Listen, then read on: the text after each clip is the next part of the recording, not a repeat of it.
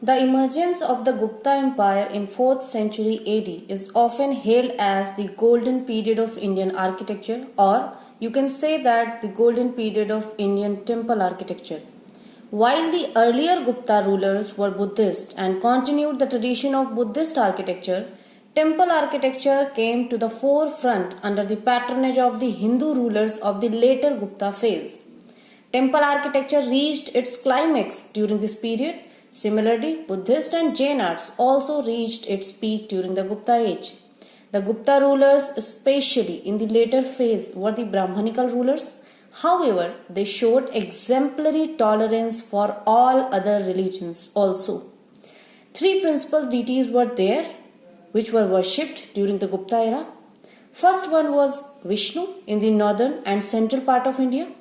Second one is Shiva in the southern part of India, and Shakti, which was worshipped in eastern part of India as well as in the Malabar coast or the southwest part of India. So hi, this is Richa Singh.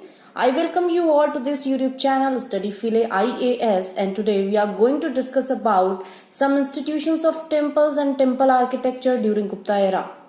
In today's lecture, we will have a brief idea about how temple architecture was started during Gupta era, what were the main features of the temple architecture of the Gupta era, how those temples were evolved over the time during the reign of the Gupta rulers, and what were the regional variations we see in these type of temple architecture. So today we are going to discuss about Gupta era, institution of temple and temple architecture. So first we will see what were the major developments during this era, and before going ahead we have some examples which tells us the importance of the temples and the effect of the temples during those eras of Gupta emperors. The largest temple at Bhubaneswar is the Lingaraj temple. According to the tradition, it took 3 generations of the Somvanshi king to complete the temple of the Kriti Vasa, which was known as Lingaraja. Till 12th century, Odisha was predominantly Shiva era. Then in 12th century, the worship of the deity Purushottama, which is also known as Jagannath, was raised to the status of an imperial cult with the construction of the Purushottam temple at Puri by the Ganga king Anantvarman Chod Ganga. In South India, a large number of inscriptions record royal donations to the temple, mostly of gold, land, and some of livestock and paddy. Many temples underwent a significant enlargement due to lavish royal patronage. For example, Mukteshwara temple, which had 54 employees, and it was the largest Pallava temple during those times. Second example is the Brihadeshwara temple, which is still a monumental exemplary work of India. Brihadeshwara temple had over 600 employees, which included dancing women, dancing teachers, drummers, trailers, goldsmiths, and accountants. So it provided much more employment also during those times. Temple also became the center of political powers, leading to decentralization of the power.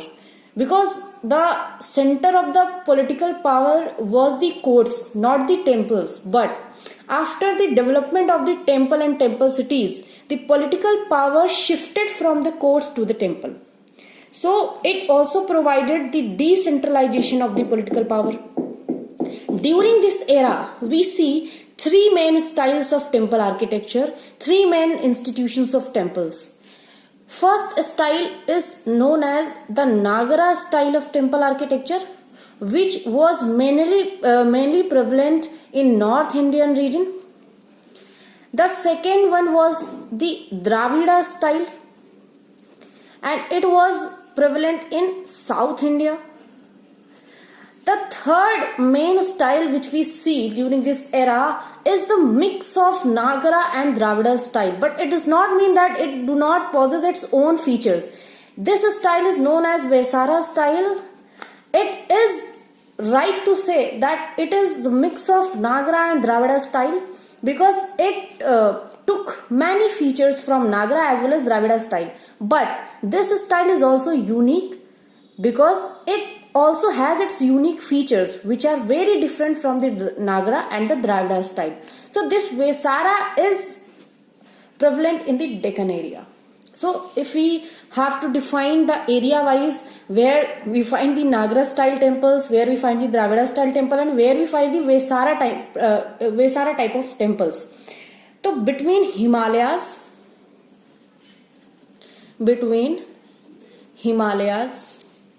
and Vindhyas, we find Nagara style of temple architecture. Between Krishna and Kaveri rivers, Krishna, which is south of India, so Krishna and Kaveri rivers, we find Dravida style of temple architecture. And between Vindhyas and Krishna river, we find Vesara style of temple architecture. Specifically the Chalukyas of Kalyani and the Hoysala rulers patronized this Vesara style of temple architecture. So these are three special, most important and different styles of temple architecture which we see during Gupta era. अब नागरा style जो है वो north India में prevalent है, Dravida style जो है वो south India में प्रेवलेंट है, और जो वेसारा है वो डेक्कन एरिया में है. नागरा स्टाइल में अगर हम बात करें नॉर्थ इंडिया में, तो there were many rulers like Palas, like Chauhan rulers are there. ठीक है, तो इस तरीके के बहुत सारे रूलर्स हैं और कुछ रूलर्स के अपने कुछ स्पेशल फीचर्स भी रहे हैं. तो हम नागरा स्टाइल में सबसे पहले देखेंगे what were the main features of the Nagara style itself, what were the main features of the Dravida style itself, and what are the main features of the Vesara style itself. But apart from discussing the unique features of Nagara, Dravida and Vesara style, we will also discuss about some regional variations also which we see in these type of styles under some regional rulers. तो सबसे पहले हम focus करेंगे एक outline लेने की कि ये जितने भी हमने अभी तक पढ़े हुए हैं इनके क्या क्या फीचर्स हैं जो हमें नागरा, द्राविड़ा और वेसारा स्टाइल को अलग अलग फॉर्म में दिखाई पड़ते हैं. तो सबसे पहले अगर टेम्पल आर्किटेक्चर की इनिशियल एक फेज की बात करें कि टेम्पल आर्किटेक्चर जो है उसकी शुरुआत कैसे हुई, गुप्ता एरा जो था वहीं से टेम्पल आर्किटेक्चर की शुरुआत हमें देखने को मिलती है. There were many stages during which this temple architecture evolve. And अब बात करें तो temple architecture with the development of a square sanctum, मतलब इनिशियली जो टेम्पल्स थे वो स्क्वायर फॉर्म में, सिंपल स्क्वायर फॉर्म में बनाए जाते थे. कोई भी शिखराज नहीं हुआ करते थे. शिखर का मतलब होता है इस तरीके के जो शिखर बनाए जाते हैं टेम्पल्स के ऊपर, तो ये नहीं था. फ्लैट रूफ हुआ करती थी, स्क्वायर टेम्पल्स हुआ करते थे.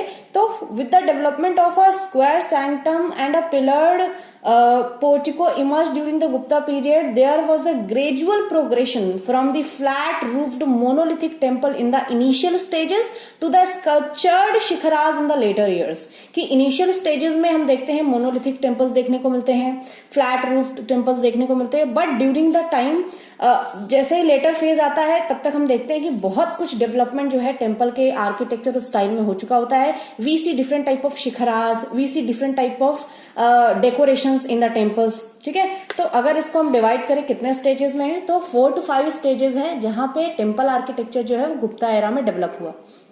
सबसे पहले फर्स्ट स्टेज की अगर बात करें तो फर्स्ट स्टेज में गुप्ता एरा में जो टेम्पल आर्किटेक्चर डेवलप हुआ उस समय जो टेम्पल्स थी उनकी फ्लैट रूफ हुआ करती थी. These are the main points which you have to keep in mind.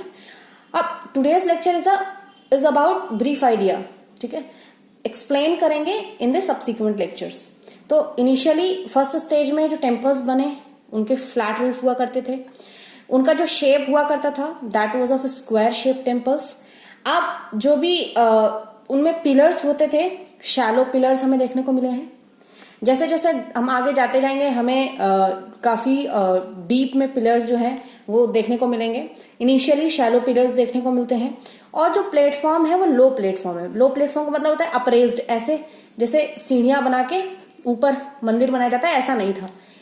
Lower जो बेसिक अर्थ को टच करते हुए ये टेम्पल बनाया गया है। तो लोअर आपके प्लेटफॉर्म्स हुआ करते थे टेम्पल के, ठीक है। तो लोअर प्लेटफॉर्म्स जो है वो टेम्पल के हुआ करते। तो ये फर्स्ट स्टेज है कि यहां से ये डेवलपमेंट शुरू हुआ, टेम्पल बनना शुरू हुए। और इसका एग्जाम्पल है temple number 17 at Sanchi. Sanchi में टेम्पल नंबर 17 है, वो इसका बेस्ट एग्जाम्पल है। Now we will talk about the second stage of the temple architecture during the Gupta era. Second stage में क्या हुआ? सेकेंड स्टेज में फर्स्ट स्टेज के मोस्टली जो भी फीचर्स थे, ठीक है, वो सारे कंटिन्यू हुए। कुछ चीजें चेंज हुई। वो क्या था?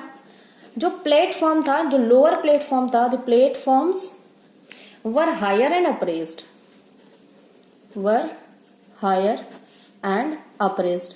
ये एक चेंज हमें देखने को मिलता है कि अब ऊंचाई पे मंदिर बनने लगा है, हायर प्लेटफॉर्म्स पे बनने लगा है।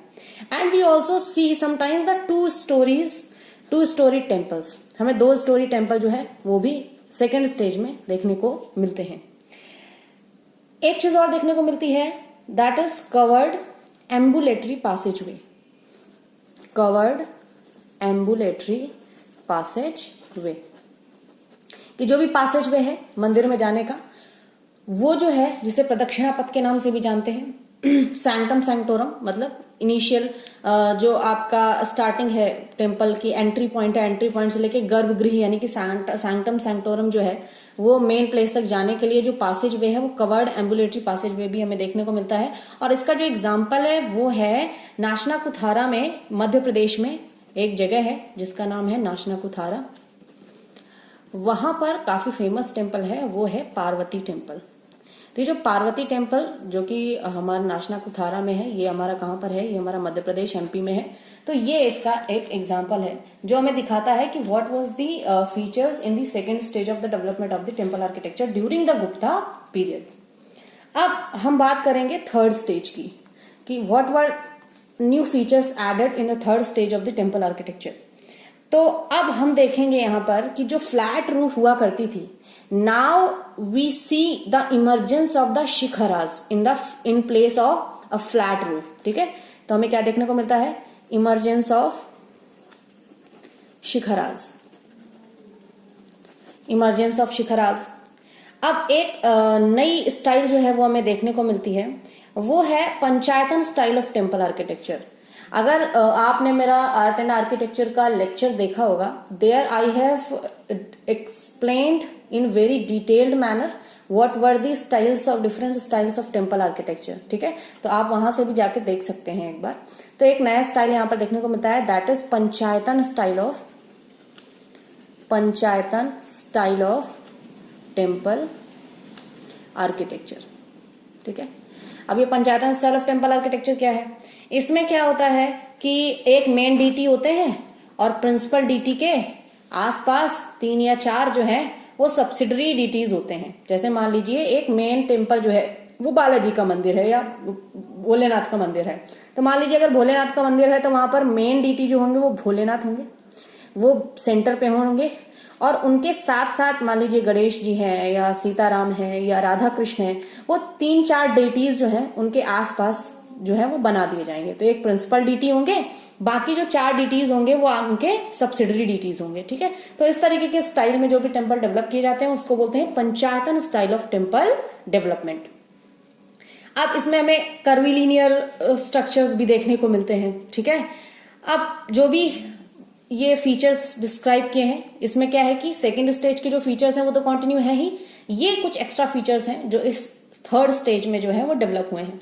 इसका एग्जाम्पल अगर लेके चलें तो यूपी में देवगढ़ में एक टेम्पल है जिसका नाम है Dashavatar temple. Dashavatar temple which is in UP. ये इसका थर्ड स्टेज का जो डेवलपमेंट टेम्पल आर्किटेक्चर में हुआ, ये इसका एग्जाम्पल है।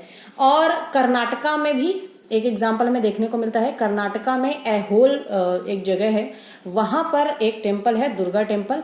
वहां पर भी हमें इस तरीके का जो फीचर्स हैं वो हमें वहां पर उस टेम्पल में देखने को मिलते हैं। Now we will further move to the fourth stage. अब फोर्थ स्टेज आते आते और क्या नया फीचर जो है इसमें ऐड हुआ।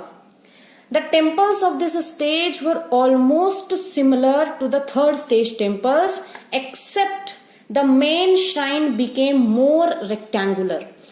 इस फोर्थ स्टेज के टेम्पल्स बिल्कुल सिमिलर है थर्ड स्टेज के टेम्पल से, बस एक जो चेंज हमें देखने को मिलता है दैट इज कि जो आपका मेन श्राइन है, क्या है, main shrine, that is more rectangular. बस ये चीज आपको याद रखनी है, दैट इज मोर रेक्टेंगुलर. और इसका एग्जाम्पल है Ter temple and it is at Sholapur. Sholapur का तेर टेम्पल है जो इसका एग्जाम्पल है. Now in the fifth and the last stage of the temple architecture, what are the features we see, let's discuss. तो in this stage there was an introduction of circular temples. अभी तक हम rectangular temples की बात कर रहे थे, now we see the circular temples. तो ये चेंज जो है ये नया देखने को मिलता है. And with a shallow rectangular projections and rest of the features of the previous stage continued. जो भी पिछले स्टेजेस के जो भी फीचर्स थे वो कंटिन्यू करते हैं, कोई नया चेंज नहीं है, बस एक चेंज देखने को मिलता है, that is introduction of the circular temples. अब इसका एग्जाम्पल है आपका मनियार मठ, और ये मठ हमें मिलती है राजगीर में. ठीक है, आई होप यहां तक कि जो कोई भी चीजें हैं वो आपकी क्लियर हो चुकी होंगी. सो नेक्स्ट जो हम बात करने वाले हैं that is Vesara style, Dravida style and आपका नागरा स्टाइल ऑफ टेम्पल आर्किटेक्चर. तो these will be discussed in detail form in the next lecture. So before discussing further let's have a look कि कौन कौन सा स्टाइल्स मेन हमें देखने को मिलते हैं. हम यहां पर देखेंगे Nagara style and we will see Dravidian style. Then we will discuss about Vesara style and one style is also which is close to Dravidian Vesara, that is Nayaka style. And Hoysala rulers were there, उन्होंने भी अपने कुछ यूनिक फीचर्स जो हैं वो temple architecture में add किए हैं, तो हम होयसाला स्टाइल भी देखेंगे. We will also see Vijayanagara style of art in temple architecture. तो विजयनगरा काफी फेमस है, ये आपके यूपीएससी सिलेबस में भी विजयनगर के बारे में काफी मेंशन है और काफी इंपॉर्टेंट टॉपिक है ये. And Pala school, we will also see Pala school.